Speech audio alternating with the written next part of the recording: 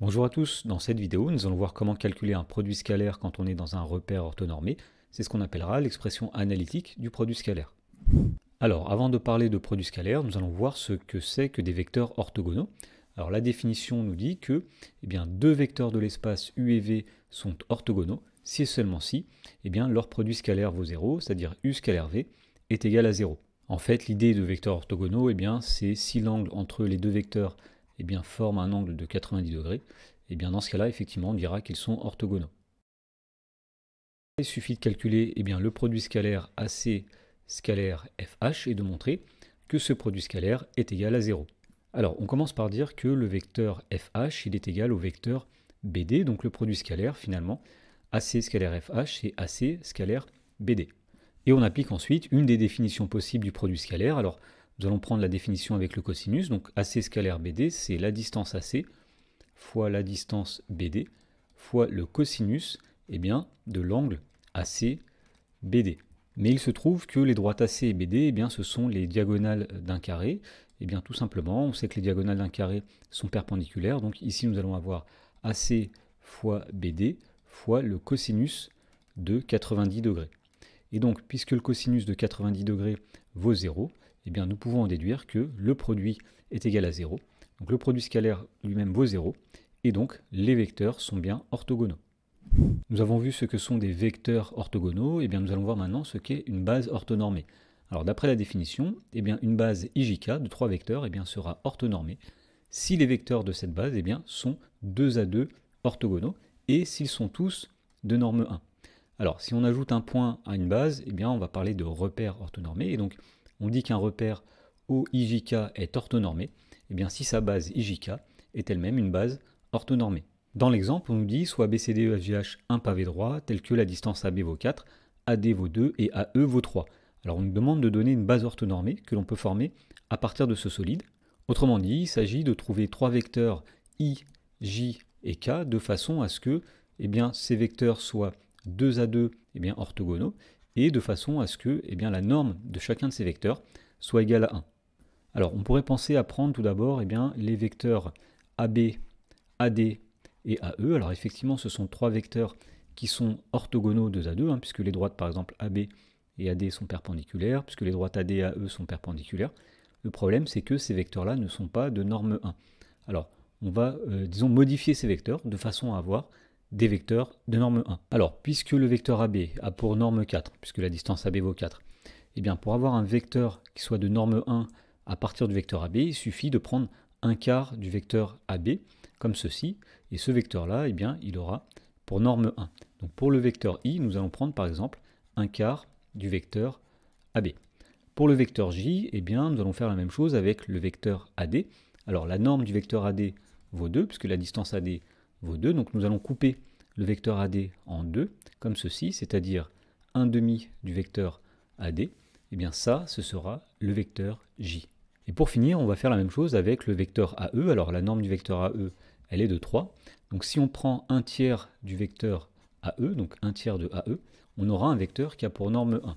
Et donc dans ce cas-là, les vecteurs donc IJK, c'est-à-dire un quart de AB, un demi de AD, un tiers de AE, forment une base orthonormée.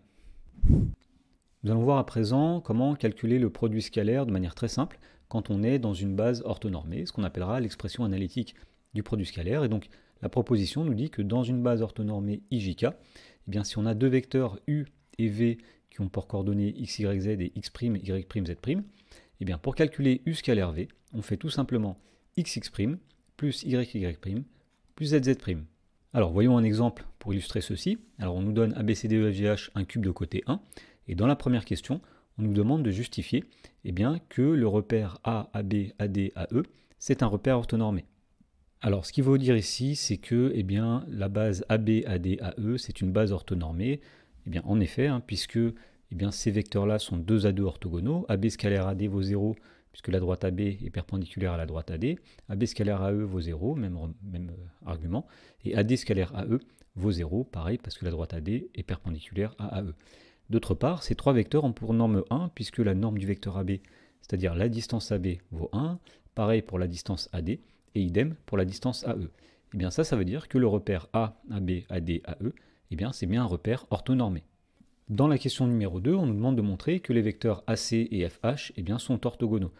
Et bien pour cela, puisqu'on est dans un repère qui est orthonormé, il suffit de calculer leur produit scalaire grâce à l'expression analytique que nous avons vue au-dessus. Alors tout d'abord, on va chercher les coordonnées de ces vecteurs. Pour cela, il nous faut les coordonnées des points.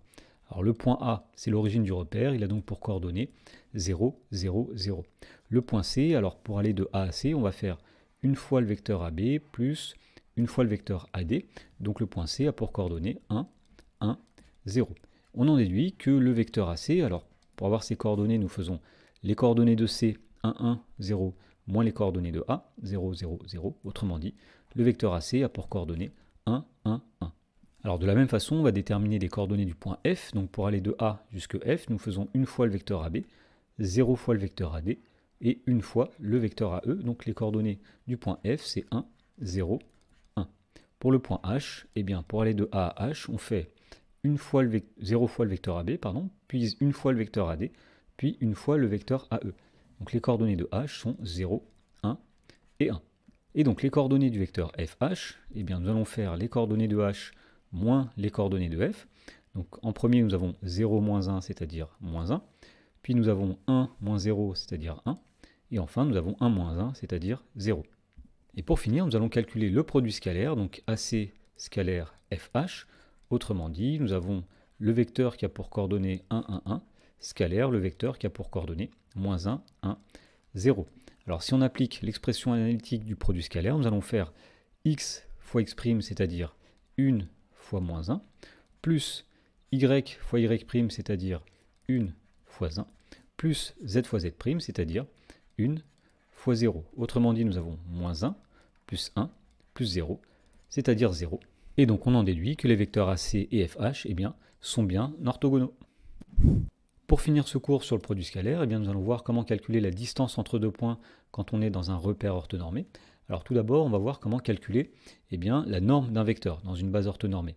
Et bien justement, si on est dans une base orthonormée IJK, et si on a un vecteur U qui a pour coordonnées x, y, z, eh bien pour calculer la norme de U, nous allons faire simplement racine carrée de x carré plus y carré plus z carré.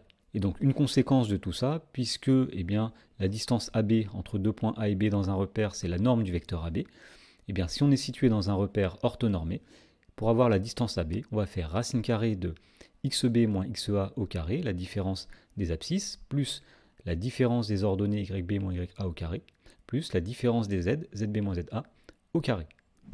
Dans l'exemple, on nous dit que dans l'espace muni d'un repère orthonormé, on considère donc les points ABC, qui ont pour coordonnées 0, 1, 3, 2, 1, 2 et 0, 0, 4, et on nous demande de calculer les longueurs des côtés et la mesure en degrés des angles du triangle ABC.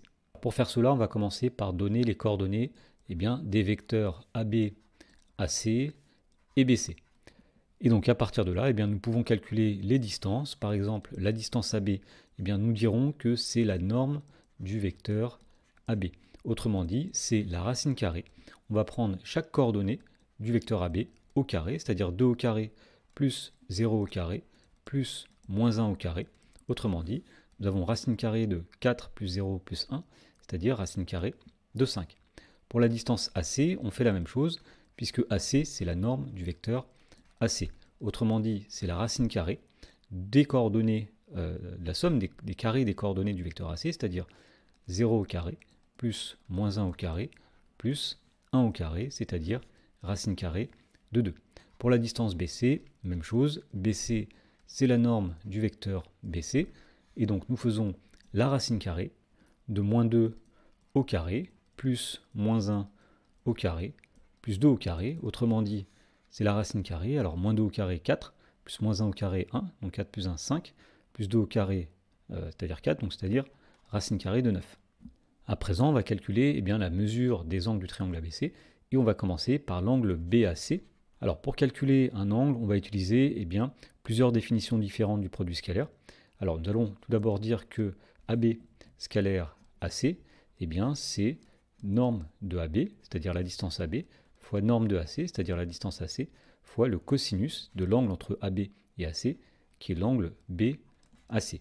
Et donc on voit ici que si on connaît la distance AB, la distance AC et le produit scalaire AB scalaire AC, eh bien on pourra en déduire le cosinus de l'angle, et donc en prenant l'arc cosinus, on pourra en déduire l'angle. Donc finalement, ce qu'il nous faut calculer tout d'abord, eh bien, c'est le produit scalaire AB scalaire AC. Alors, AB scalaire AC, pour le calculer d'une autre façon, on va utiliser l'expression analytique. Alors, le vecteur AB, c'était 2, 0, moins 1. Scalaire, le vecteur AC, 0, moins 1, 1. Alors, nous allons dire ici qu'on a 2 fois 0, plus 0 fois moins 1, plus moins 1 fois 1. Autrement dit, on obtient moins 1 à la fin. Et donc, si on reporte ça eh bien, dans la relation qui est à gauche ici, donc le produit scalaire, on a dit qu'il vaut moins 1. La distance AB, on avait trouvé racine de 5. La distance AC, racine carrée de 2. Donc le tout multiplié par cosinus de BAC, eh bien ça nous permet de connaître le cosinus de BAC. On va diviser par racine de 5 fois racine de 2. Autrement dit, c'est moins 1 sur racine de 5 fois racine de 2.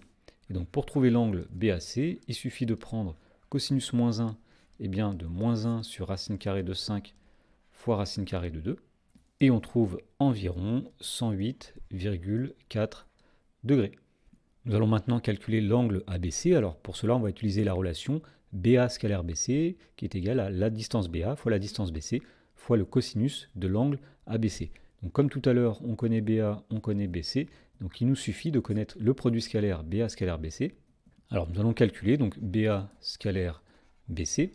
Alors le vecteur BA, finalement pour le trouver, il suffit de reprendre le vecteur AB et de prendre l'opposé de chacune des coordonnées, puisque BA c'est moins AB. Donc les coordonnées du vecteur BA c'est moins 2. Alors l'opposé de 0 c'est 0 et l'opposé de moins 1 c'est 1. Scalaire le vecteur BC, alors nous l'avions ici, c'est moins 2, moins 1, 2. Donc ici on applique la formule sur l'expression analytique du produit scalaire, donc moins 2 fois moins 2 c'est-à-dire 4, plus 0 fois moins 1, 0, plus 1 fois 2, c'est 2. Autrement dit, le produit scalaire vaut 6. Si on reporte maintenant eh bien, dans la première égalité, donc nous avons 6 qui est égal. Alors la distance BA, c'est la distance AB, c'est-à-dire racine carrée de 5, fois la distance BC, racine carrée de 9, c'est-à-dire 3, fois le cosinus eh bien, de l'angle ABC. Et donc si on isole le cosinus, nous pouvons dire que le cosinus de l'angle ABC, il est égal à 6 divisé par racine de 5 fois racine carrée de 9. Autrement dit, l'angle ABC, eh bien, c'est cosinus moins 1 de 6 sur racine carrée de 5 fois racine carrée de 9. Et on trouve environ 26,6 degrés. Et pour finir, on cherche l'angle ACB. Donc pour cela, on va utiliser la relation CA scalaire CB, qui est égale à la distance CA fois la distance CB, fois le cosinus au niveau du point C, c'est-à-dire le cosinus de l'angle ACB. Alors, il nous faut, comme tout à l'heure, le produit scalaire CA scalaire CB. Alors, pour calculer CA scalaire CB, on va reprendre les coordonnées que nous avions plus haut. Donc, le vecteur CA, c'est l'opposé du vecteur AC. Donc, nous allons prendre l'opposé de chacune des coordonnées. Donc, 0, 1, moins 1. Et le vecteur CB, eh bien, c'est l'opposé du vecteur BC. Donc, en prenant l'opposé de chacune des coordonnées, nous avons 2, 1, moins 2. Alors, le produit scalaire, nous faisons 0 fois 2, c'est-à-dire 0, plus 1 fois 1, c'est-à-dire 1, plus moins 1 fois moins 2, c'est-à-dire 2. Autrement dit, on trouve 3. Et donc si on reporte dans la relation, nous avons 3 fois la distance AC, c'est racine carrée de 2, fois la distance CB, c'est-à-dire racine carrée de 9, fois le cosinus de l'angle ACB. Alors on voit ici qu'on peut simplifier le 3 avec le racine carrée de 9, et donc il va rester 1. Et autrement dit, le cosinus de l'angle ACB, ce sera égal à 1 sur racine carrée de 2. Autrement dit, c'est racine carrée de 2 sur 2 quand on multiplie en haut et en bas par racine carrée de 2. Bon, on pourrait prendre ici cosinus moins 1 pour trouver l'angle, mais on voit tout de suite que là on a un angle de pi sur 4. Autrement dit, eh bien, le cosinus moins 1 de racine de 2 sur 2, eh bien, c'est exactement 45 degrés.